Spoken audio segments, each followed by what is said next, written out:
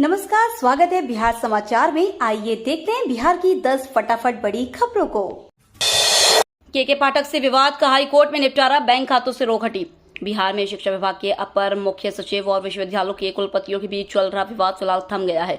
दोनों पक्षों में पटना हाई कोर्ट में सुलह हो गई। अब 6 मई को शिक्षा विभाग आयोजित बैठक में सभी यूनिवर्सिटी के वीसी शामिल होंगे। वहीं विभाग की ओर से यूनिवर्सिटी के बैंक खातों के संचालन पर लगाई रोक भी हटाने का आदेश अदालत ने दे दिया है। पटना हाई कोर्ट में बिहार के विश्वविद्यालयों की ओर से दायर रिट याचिका पर शुक्रवार सुनवाई की। लंबी सुनवाई के बाद सभी पक्षों के बीच आपसी सहमति से बात बन गई। मामले की अगली सुनवाई 17 मई को होगी। दरभंगा दौरे पर आ रहे हैं पीएम मोदी को लेकर पूर्व डिप्टी सीएम तेजस्वी यादव ने कसा तंज। आरजेडी नेता तेजस्वी यादव ने प्रधानमंत्री नरेंद्र मोदी के बिहार दौरे को लेकर तंज कसा है। उन्होंने कहा कि पीएम मोदी आज दरभंगा आ रहे हैं। उनके हिसाब से दरभंगा में एम्स बन चुका है, इसलिए वे इसका मुआयना करने आ रहे हैं कि बढ़िया अस्पताल बना है, सबका इलाज हो रहा है या नहीं। तेजस्वी ने कहा कि पीएम मोदी 10 साल से प्रधानमंत्री और अब तक उन्होंने केवल झूठ बोलने और ठगने का ही काम किया है। बिहार के डिप्टी सीएम सम्राट चौधरी का ऐलान, 2025 देंगे 10 लाख सरकारी नौकरियां। बिहार बीजेपी अध्यक्ष और डिप्टी सीएम सम्राट चौधरी ने दावा किया कि उनकी सरकार 10 लाख सरकारी नौकरियां देने के अपने वादे को पूरा करेगी। इस टारगेट को हासिल करने की समय सीमा बताते हुए डिप्टी सीएम सम्राट चौधरी ने कहा कि यह लक्ष्य 2025 में होने वाले विधानसभा चुनाव से पहले हासिल कर लिया जाएगा। सम्राट चौधरी ने कहा कि बिहार सरकार सीएम नीतीश कुमार द्वारा किए गए 10 लाख सरकारी नौकरियां देने के वादे पर खरी उतरेगी। आरजेडी सुप्रीमो लालू प्रसाद यादव पर निशाना साधते हुए सम्राट चौधरी ने कहा कि यह लालू की सरकार नहीं है जो कुछ करेगी और दूसरी तरफ बात करेगी। बिहार में वोट प्रतिशत बढ़ाने को लेकर निर्वाचन आयोग और राजनीतिक दलों ने लगाया जोर।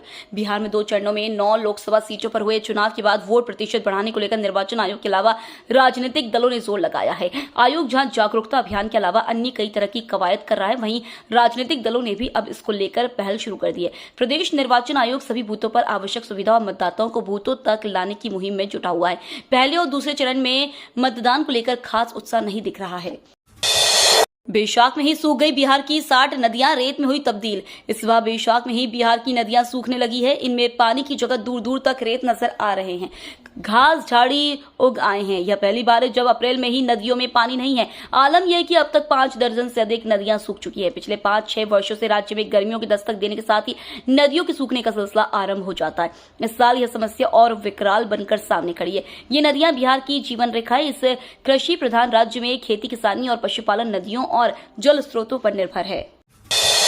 पटना में एक कर 6 सिलेंडर ब्लास्ट, 30 घर जले, 25 से ज्यादा फायर ब्रिगेड की गाड़ियां मौके पर। पटना के बांस घाट इलाके में शुक्रवार को आग लग गई। आग से 30 से ज्यादा घर जलकर राख हो गए। लोगों के घरों में रखा सामान भी जल गया। एक कर 6 सिलेंडर में ब्लास्ट हुए। 3 घंटे की कड़ी मशक्कत के बाद आग पर काबू पाया गया। हादसे में 4 लोग झुलसे हैं, जिन्हें इलाज के लिए भर्ती कराया गया है। बिहार से लॉरेंस बिश्नोई का एजेंट विनय गुप्ता अरेस्ट। कुख्यात लॉरेंस बिश्नोई एवं विक्रम बरार गैंग के शातिर विनय गुप्ता को बिहार की रक्सौल पुलिस ने मोतिहारी पुलिस के सहयोग से गिरफ्तार कर लिया। विनय गुप्ता गैंग के शूटर शशांक पांडे का शार्गिद था और नेपाल के वीरगंज में उसे किराए का घर दिलवाया था। रक्सौल थाने में डीएसपी धीरेन्द्र कुमार ने प्रेस कॉन्फ्रेंस कर बताया कि रक्सौल थाने में दर्ज रंगदारी एवं आर्म्स एक्ट के मामले में विनय को पश्चिम चंपारण के पिपरारी इंद्रवा से गिरफ्तार किया है।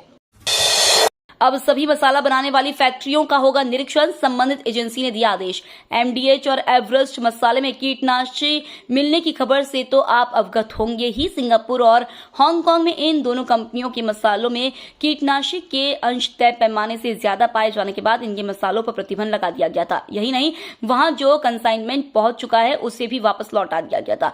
इसके बाद भारतीय एजेंसियां भी सक्रिय दिखती हैं। अब केंद्र सरकार के फूड सेफ्टी रेगुलेटर फसाई ने स्पाइस मिक्स बनाने वाली सभी कंपनियों की फैक्ट्रियों में राष्ट्रव्यापी निरीक्षण का आदेश दिया है। प्रेस स्वतंत्रता मामले में भारत की स्थिति पाकिस्तान और सूडान से भी खराब, चौंकाने वाली रिपोर्ट। शुक्रवार को अंतर्राष्ट्रीय प्रेस स्वतंत्रता दिवस था। इस मौके पर भारत समेत दुनिया भर में प्रेस की स्वतंत्रता को लेकर चर्चा हो रही है। इस बीच रिपोर्टर्स विदाउट बॉर्डर ने प्रेस फ्रीडम को लेकर इंटरनेशनल रैंकिंग जारी कर दी है। इसमें कुल 180 देशों को शामिल किया गया है। सबसे पहले पायदान पर नॉर्वे है, जिसका ग्लोबल स्कोर 91.89 है। इसके बाद डेनमार्क 89.6 ग्लोबल स्कोर के साथ दूसरे नंबर पर है। तीसरे नंबर पर स्वीडन है, जिसका स्कोर 88.32 है। है। इसके बाद चौथे और पांचवें स्थान पर क्रमशः नीदरलैंड और फिनलैंड है, जिनका ग्लोबल स्कोर 87.73 व 86.55 है। अगर भारत की बात करें तो प्रेस स्वतंत्रता मामले में हमारी स्थिति पाकिस्तान और सूडान से भी खराब है। रिपोर्टर्स विदाउट बॉर्डर की रैंकिंग के मुताबिक भारत इस लिस्ट में 159वें पायदान पर है। भारत बायोटेक का कहना है कि कोवैक्सीन है पूरी तरह सुरक्षित।